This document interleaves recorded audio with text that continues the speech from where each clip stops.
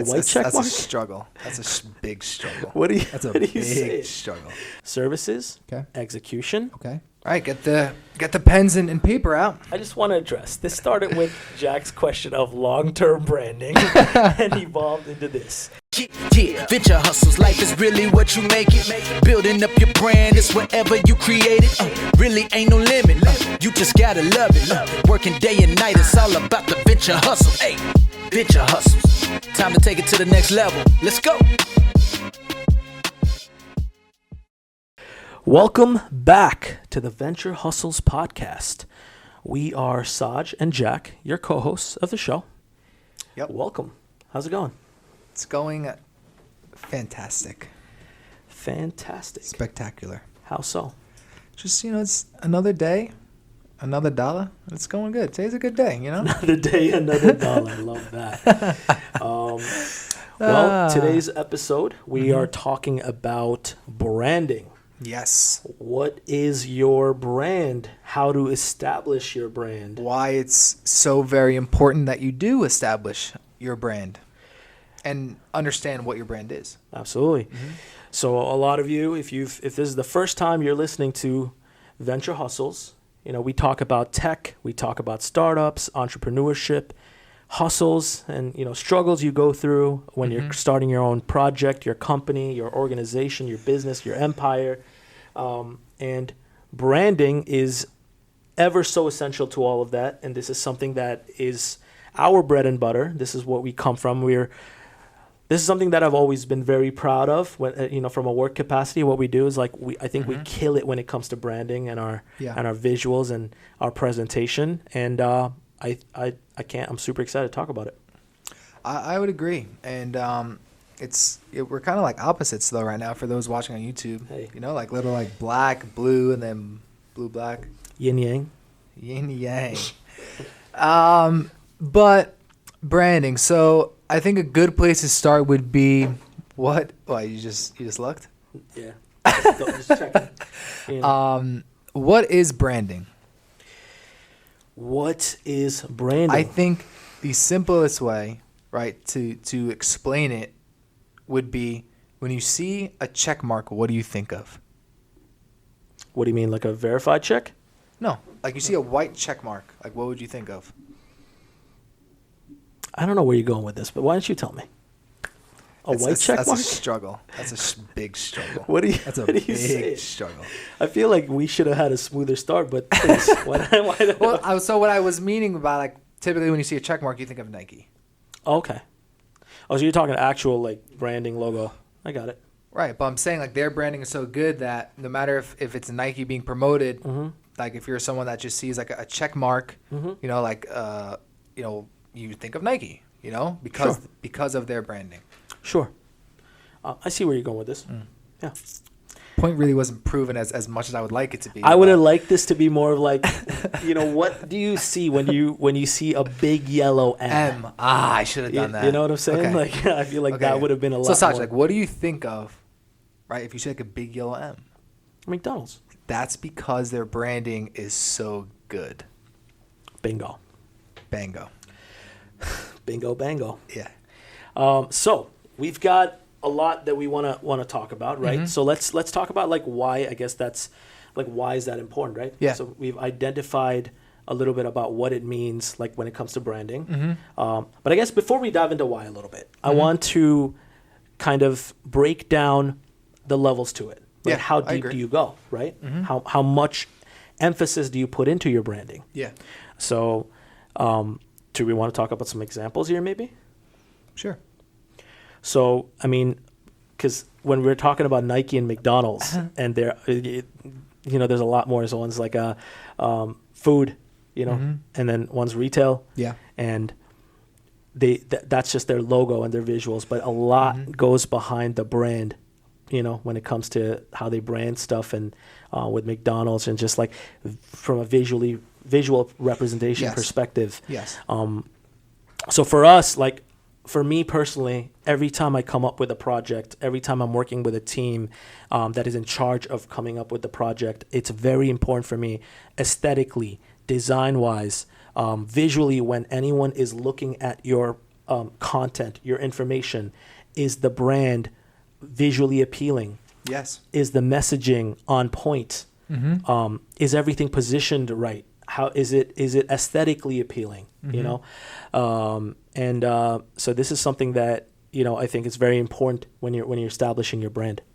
Yeah, I mean, and also like you want to keep in mind like what your product or service is, and then start to think about, you know, what would make your company, startup, you know, brand stand out. Yeah. You know, and all of these things kind of, you know, almost like this is one of the puzzle pieces to, let's say, starting or creating a successful venture is the branding. You know? Yeah. No, for sure.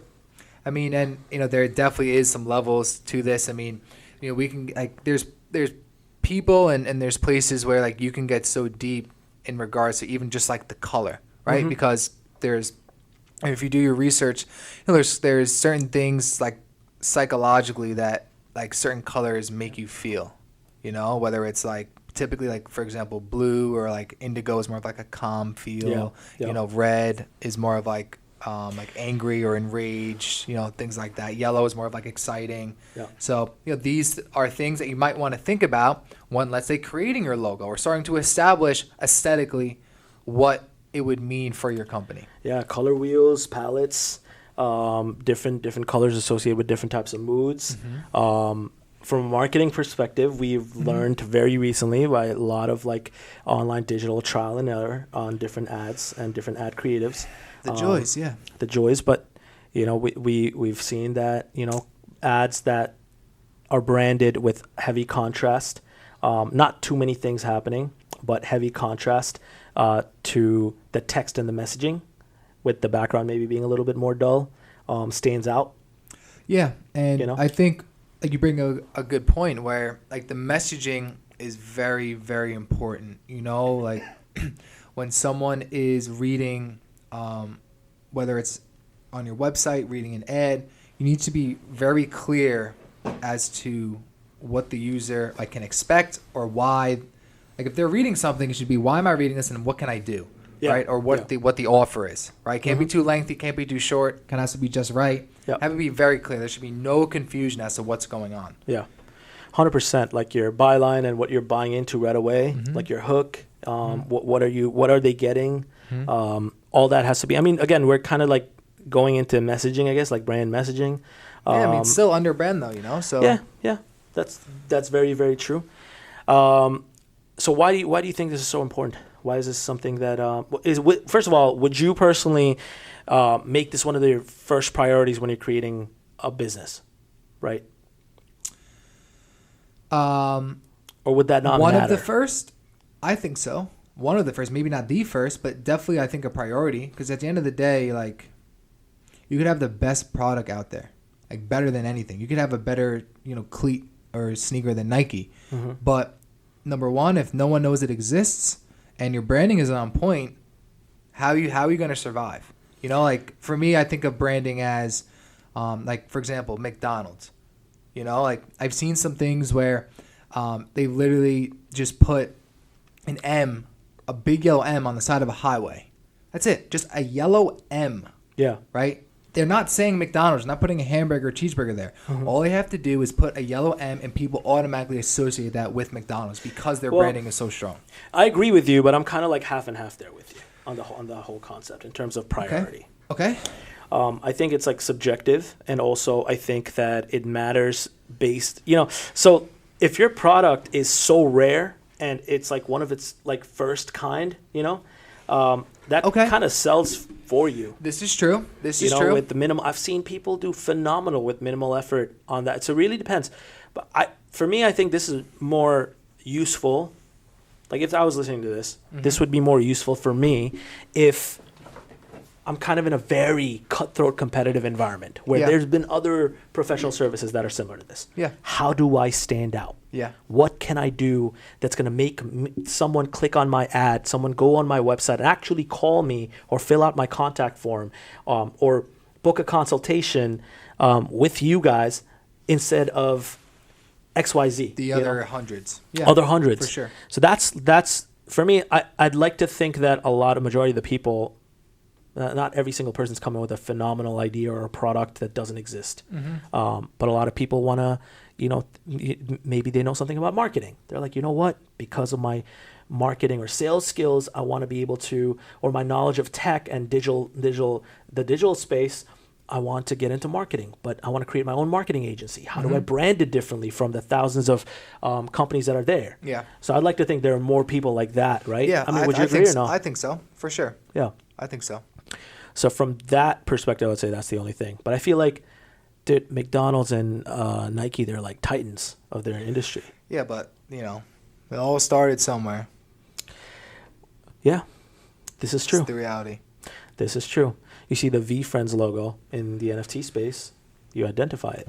Exactly. I mean, look at Gary Vee, the brand he's built, Yeah. And it's cool because now we're in the age of people building personal brands. And that's pretty much what Gary Vee's done, where he's built a personal brand.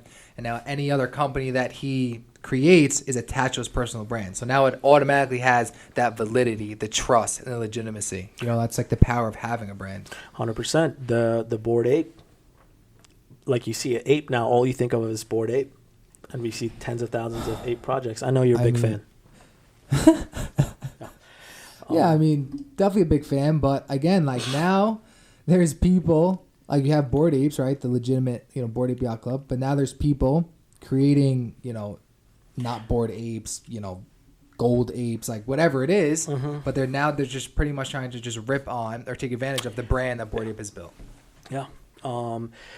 But yeah, I think does that kind of like address like why that's important? I think it's one of the things that should be touched on, right? For sure. I think so. Yeah, I mean, I think as a summary, it kind of, when you build a brand, you're able to, number one, it's a way for you to stand out. And number two, it's a place where you have an opportunity to be recognizable, like if someone walks, past you and they're wearing a black T-shirt with a white check on it, it's a Nike shirt. It doesn't say Nike on it. Like, it's Nike, which I think is cool. And I think it's important, Now, obviously, I'm not saying you're going to build Nike overnight or even in 2, 3, 4, or 5 years, but definitely something that is important and that you want to kind of take seriously and put some heavy thought into, Yeah. And I think it's also a good point or something to mention where you don't build a brand overnight. No, that's a really good point. Yeah, for sure. This is we've for us, like think about like at FFP, right? From an experience perspective, we come up with an idea, but a lot of times before it even kind of sees daylight, it's sitting in like the storage room and where it's marinating and we're constantly thinking of ways to improve it. There's multiple checks and revision processes involved before it even, makes the pass. A lot of times we'll create something real quick if we think it's really cool just to test it out. But there's a process that we typically follow. And personally, that's the route I also take when it's even anything that's off of FFP or anything else. That it's, to establish a brand takes time. It's not going to happen overnight. And like also another angle might be for establishing a brand, you can establish a brand by delivering on what your messaging is saying every single time. Yeah. I think, okay, so on that topic, sure. I think it's important to break this down and just be clear, right? Okay. If we talked about digital like marketing, right? And one of the main things is identifying, I think these are the steps I would personally follow, right? Okay. Check me on this if it doesn't align with your process. All right, get the pens and paper out. Here we go. I think before I start worrying about visuals, branding, colors, or messaging, I would think more about what am I offering? Okay. What are the services? And then break that down to the core. And before I even think about, okay, these are my services, I typically like to think about how do I execute? Okay. What's the game plan if I do start getting clients that are booking this? At the end of the day, a lot of people operate on a drop shipping mentality, and it doesn't work when you're trying to scale a business, especially if you're in a complete different industry that doesn't follow that methodology.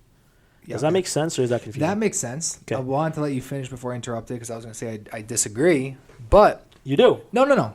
By the time you finish the statement, I would agree because drop shipping is a great model. Oh no, for sure. But I'm saying if it doesn't apply, drop, then it could be an absolute nightmare. 100%. Yeah. So I think, but also like people like to, that's like a shortcut. So people like to think like that would apply to a lot of things. So for me, like I would figure out the services. I would figure out how to execute. What would happen when you do get booked? Okay. What would happen? How do you execute it? Because then you have something called proof of concept. From that point, you figure out how to scale and how do you grow. So where does branding fit in here? Branding fits in that, I guess, when we're talking about like a scale, right? From a scale perspective, it would be services, execution, branding. Okay. And then, of course, along the lines of that, it would be like marketing, promotion, trial and error. But those would probably be my steps. Like in terms of like, I'm not saying like go, like you can't, who are you going to service if you can't really sell? Yeah. But more of like figuring out what would you do if everything went according to plan? Yeah, I mean, for sure. I mean, don't we all wish that everything did go according to plan and things were in motion? But speaking of that, I think if Nick's around, we should probably have him in later on today. Yeah, for sure. Before we wrap up the episode. Yeah, I think I want to cover one more point that I think is important, and then we can see if he's around. We can bring him in because I think he'd be someone good to have on. Yeah, it's just I just remembered of Nick because we're talking about branding. We're also saying everything's going according to plan. Something Nick loves to say. So I think it's only fitting. It's like we have Nick sitting with Emil in the back behind production, just listening in right now. So I think it'd be cool to bring you in, dude. 100%. But sorry, finish your point. I'm gonna be very straightforward. You forgot. I completely forgot. Well, we were talking about like establishing your brand, and we were talking about like the steps, like where you were. Yeah, there you go. I think also, I know in the beginning we were going over like branding and like what it is. I think also something to keep in mind, like for defining branding, is someone to look at your company, your site, your logo, whatever it is. How does it make them feel? Right? How does it make them feel? What are they thinking initially? I think that's also something to think about when you're creating, your company, or let's say you're starting to create your brand. Yeah, I mean, so what do you mean? Get a little bit more detailed here. What do you mean? Like, how do they make them like feel what? Like, how do they feel like emotionally? Like someone looks at it. Like you could make the argument that someone looks at McDonald's and like starts craving like a cheeseburger. Kind of thing. Okay, I see where you're going with this. Like, I don't know. Yeah, I think that's important to think about. Yeah, for sure. Like, what is the emotion and what is the like? For me, it's more of like call to action. That's the way it is. Like, what is this the technical call to action you'd want the person or your potential customer to do when they land on your site or they see your brand banner on the side of the street? Driving by or on the side of a bus. If let's say it's not technology centered, let's say it's not like a service that you're offering. It's more of like, call plumbing 101 or something like that. Just whatever it is. Call plumbing 101. Like technology plumbers, anything cool. Yeah. It doesn't have to be. It can literally be anything. This is true. All right, we're back. Welcome back. We've got we're cutting to the Nick shot. We've got Mr. Nick Bennett with us. Welcome, man. How you guys doing? Good. How are you? Good. Doing good. Yeah, thank you for having me on the show, and I'm looking forward to talking about everything with branding. No, for 100%. Sure. You might want to just scoot in towards the mic a little bit more. So I'd love to. They can hear you. Yeah, a little bit clearer. But absolutely. Yeah, man. Thank you. I think this was kind of perfect. That's why when we told you we were going to film this topic, and it was it was like right up your alley, right? Sure. So I think we should probably like jump into you kind of telling everyone listening and watching, like, I guess who you are and like your background. Sure. Yeah, absolutely. So for everyone listening, I started out in, after, being involved in the health field, I switched to design. I went to school in General Assembly where I studied UI UX design for quite some time, about a year. And then I transitioned into a design, full-time design capacity with FFP. And then now more so I'm dealing, with clients and kind of helping them bring their vision to life.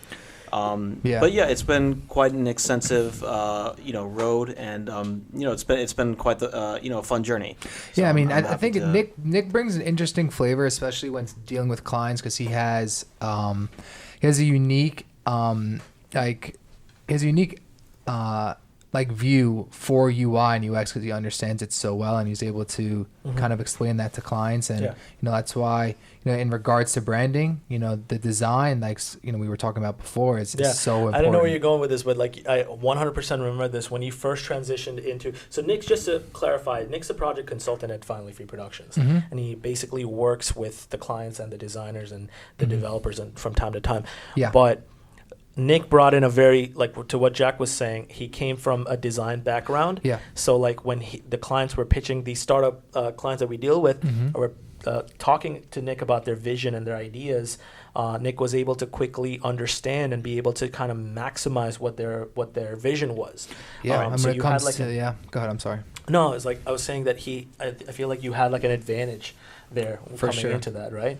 Yeah, and just kind of understanding like the way that a client wants to build out their vision from A to Z from a user flow perspective, understanding the main goal of what their project is trying to accomplish, understanding all the various parameters that go into building either a mobile app or a web app or any really extensive project. It's really about trying to understand the vision first, and then understanding the parameters that go into the vision, and then being able to execute within all teams. Yeah.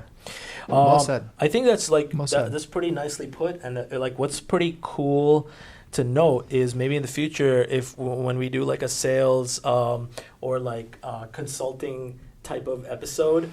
It'll definitely be cool to pick Nick's brain on this because, for sure. But I feel like I want to center back into the topic, which is branding, and tap in more into like your UI, UX, and like your design background. Yeah, and I heard you guys talking about Nike and McDonald's, which was very interesting. Yeah, what did you think about that? I thought that was very, very interesting. And what I was going to say was, these brands from Jack's perspective, they've been around for a very, very long time. Decades. And you're right when I heard you say that, hey, these brands, they don't, they're not like, they start and all of a sudden the next day they're popular. Right. No, that's not the case. They build their brand, they build their marketing, they build their, process and execute on their deliverables towards their user basis. Yeah. Right. So, Nick, from your point of view, like how important is it from let's say from a branding standpoint, or even if you're designing your logo, right? Like how important is that to take some time to kind of figure out what your logo should look like, what color should come into play? I'd say, what are your thoughts? Like, I mean, you've worked with countless brands at this point. Like, and like from like, what would you say some key things would be? Sure. Right. So I would say, personally, I think that, when it comes to branding, I think ultimately from like not to divulge away from branding, but ultimately the success of the business comes from the actual business plan itself.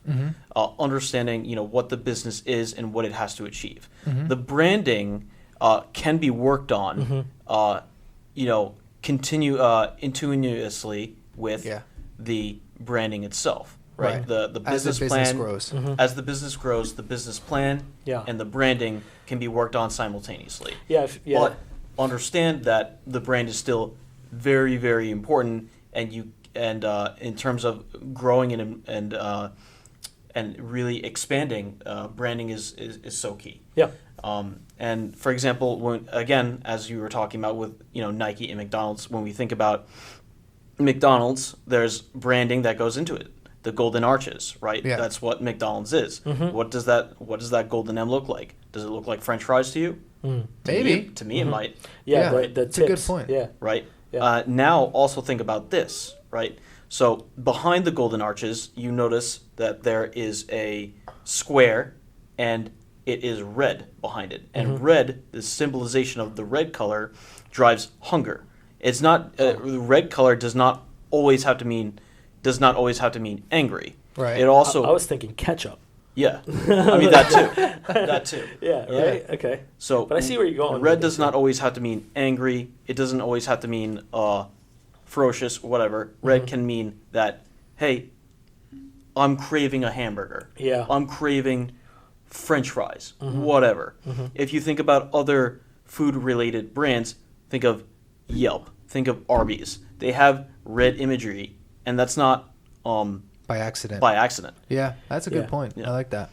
Yeah, and I think that's really, yeah, I think you explained that pretty nicely, dude. So Nick, let's say whether it's a client or whether it's say like you were starting something, let's say you were starting, let's say some sort of food like type of business. I mean, how much time would you say you would spend on, let's say, designing the logo and really thinking about the colors? I mean, is that something that can be whipped up in 30 minutes, or is that something that you spend a little bit more time on? I think that it can be both, right? It can be whipped up in 30 minutes. However, you're probably going to want to go through multiple rounds of iterations with your user bases to see how they feel about the logo, right? See what connects with them in their mind, and kind of gain a consensus as to how that makes them feel after you presented the logo, or I would agree with or that. the branding. And then, for example, let's say I have completed a task, right?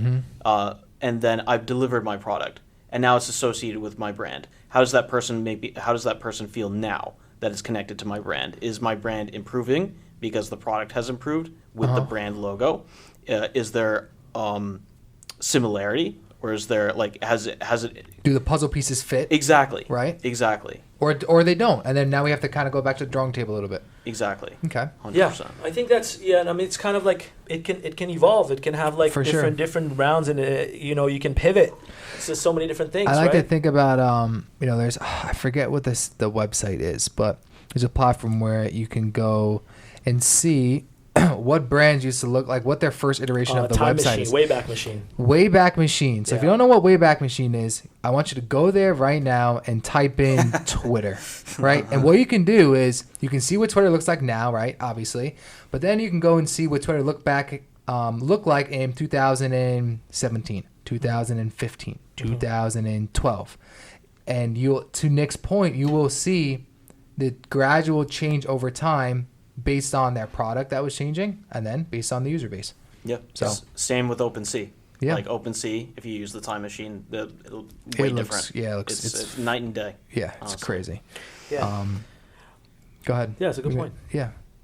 You can see how they evolved, and you can see how things changed from a branding perspective. It's Mhm. always cool to check out like anything, the Wayback Yeah. Machine. Yeah, I mean, definitely go to your favorite website or store platform and check it out. Like it's pretty cool. And even if you're building a company, right? Everyone, no matter the biggest brand that you can think of, everyone starts somewhere, and Yeah. it might even Yeah. motivate you in a way. You know. Yeah. I love that. I think before we cut to Nick, when we were talking about this, and you were like, we were talking about branding, and I told you I was like on the other side, and I was kind of 50-50 on it. Where for me, the levels would have been,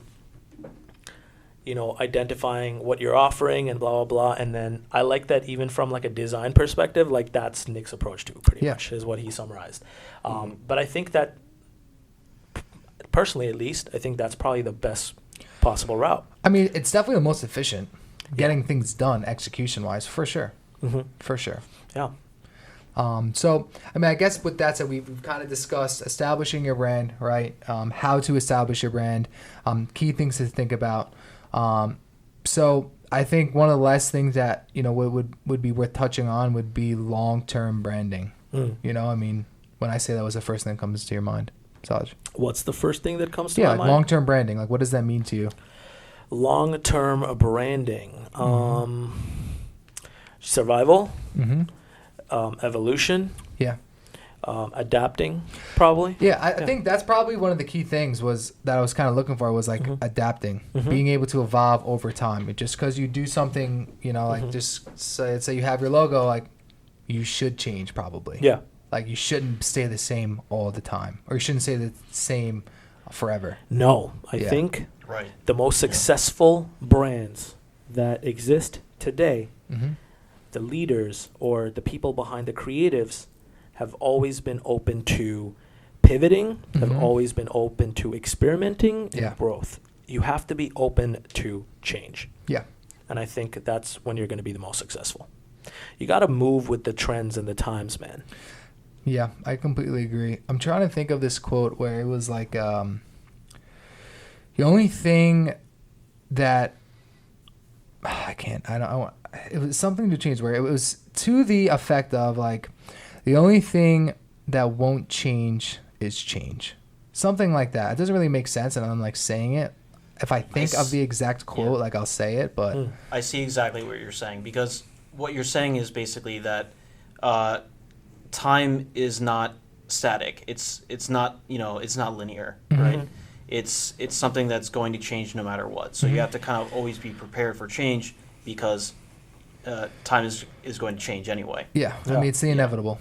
So Yeah. So I guess as we go ahead. I was just going to say, as everything's usually in motion. Yeah. Things are always in motion. That they are. Things are always in motion. Whether they're actually in motion versus being just in motion. Is something that has to be ascertained. But the goal is to have things actually in motion as opposed to in motion. Usually. Well, just before people think we're going crazy and we're getting philosophical and like all these like different reference points, I just want to address this. Started with Jack's question of long-term branding and evolved into this. Well, yeah. But I think that's a good segue. All of them apply, for sure. Yeah. So I guess as we wrap up, any last thoughts, that if someone, let's say, skipped to the last 2 minutes of this episode, in regards to branding, Saj, you want to share some thoughts, and Nick, you want to share some thoughts, about branding, the importance, or some things that stick out to you? I think branding is very, very important. Okay. But this particular matter, for me, is so important. Don't just dive into it and replicate or copy paste something that because you've seen someone else do it successfully. Do your own research. Do your due diligence. Plan, prepare, map everything out, experiment, trial and error, and then try to aim for perfection. That's what I would say. Because if you nail it and you figure out your selling point through branding, you're only going to get better. And your end result will be that much improved. That's what I've learned over the years. I've learned a lot over the last 12 months. Yeah, that's for sure. So, yeah. Nick, what do you think? Yeah, and just to kind of add to Saj's point, I would say that, when it comes to branding, it's really, really important to do things that will help the brand for the long run, and do things that will make the brand stand out, make the brand, have the brand diversified through actions, whether it be small or large, and then also just really, make sure that whatever you do, you always have to think of the brand as the backbone of, the industry, right? Yeah, is this going to positively affect the brand or negatively affect the brand? Yeah. And these are things that you have to be aware of when you do anything. What would you say? Business. I would say, agreeing with both of the things you guys mentioned, and I think the main thing for me would be it's definitely something to think about. Don't spend too much time on it, but one thing to keep in mind is that change is inevitable. So don't think just because, to Nick's point, like he was mentioning before, where, just because you come out with something, you're not bound to that. You can change up your look. You can change up the logo. Don't be afraid to do so. And who knows, it might even be better. It might even work out better than you ever imagined. I loved how you set this up, because I wasn't even thinking about that, and I can't tell how important that point is. Just like being open to change and evolving. Yeah. So I'm super glad that you brought that up, man. That's cool. My pleasure. Yeah. Pivoting is important for just survival in the business world. So like Jack said, I completely agree with Jack. Change is inevitable. It most certainly is. And on that note, I think thank you for coming on, Nick. Yes. Yeah, it's cool, man. Cool chatting with you. And we by the way, Nick's our friend. We work with Nick, and I know we didn't really emphasize that when we brought him in, but because it was like we work with Nick day in and day out. Smart guy, really good at what he does. Yeah, super talented, super intelligent guy, and I'm glad he was able to. You can see he gets a little deep too with his philosophical deep thoughts about time, and time is linear and whatnot. Yeah, for sure. But that was cool, man. Thank you, and we'll hopefully see you again soon. Yeah, absolutely. And, for those listening, we appreciate you always. Like, comment, subscribe. We always, like we were mentioning before, we always look at the comments. We are wherever you would want to listen to Venture Hustles, we're there. So Spotify, Apple Podcasts, iTunes, Google Podcasts. I mean, there's legitimately so many, and we're in every single one. So, in closing, we appreciate you guys, and hope you guys enjoy the rest of your day or night, depending when you're listening. So we'll see you next time. Thank you. Absolutely enjoy. Venture hustles, this is venture hustles. Turn nothing to something, start a business, get it jumping. Ay, told myself that I would make it and I'm never quitting. Staying motivated and I started with a vision. Yeah.